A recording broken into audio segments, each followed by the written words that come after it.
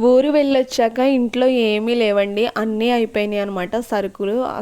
ఒక్కటి కూడా లేవు. వెజిటేబుల్స్ గానీ ఏమీ లేవు. ఇంకా ఆనియన్స్ ఒకటుంటే ఆటిలతోనే సింపుల్ ప్రాసెస్‌లో చేస్తాననమాట వంట.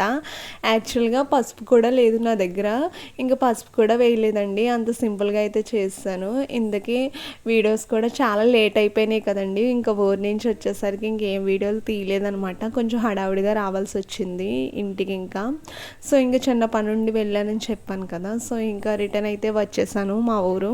సో, ఇదిగోండి ఇంకా వంటకి ఏమీ లేక సింపుల్‌గాని ఈజీగా అయిపోయే బూందీ కర్రీ అయితే చేసేస్తున్నాను. సింపుల్‌గున్న టేస్ట్ అయితే నెక్స్ట్ లెవెల్ ఉంటది. చాలా బావుంటదండి.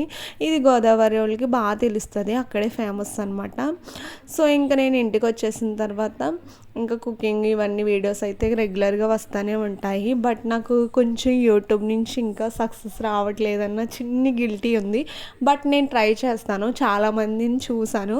ఎక్కడో లక్ ఉంటేనే గానీ సక్సెస్ అనేది రాదు. చాలామంది చాలా కష్టపడితేనే సక్సెస్ వస్తది. సో, ప్రతి ఒక్కరి వెనుక సక్సెస్ అనేది కన్ఫర్మ్‌గా ఉంటది. బట్ కష్టపడాలి. కొంతమంది 1000 వీడియోస్ చాలా వీడియోస్ పెట్టినా క్లిక్ అవ్వలేనోళ్ళు కూడా ఉంటారు. సో, నేను ఇంకా బాగా ట్రై చేస్తాను. ఇంకా న్యూగా తీయడానికి ఇంకా ప్రయత్నిస్తాను అనమాట. కొత్త కాన్సెప్ట్స్‌తో వస్తా ఉంటాను.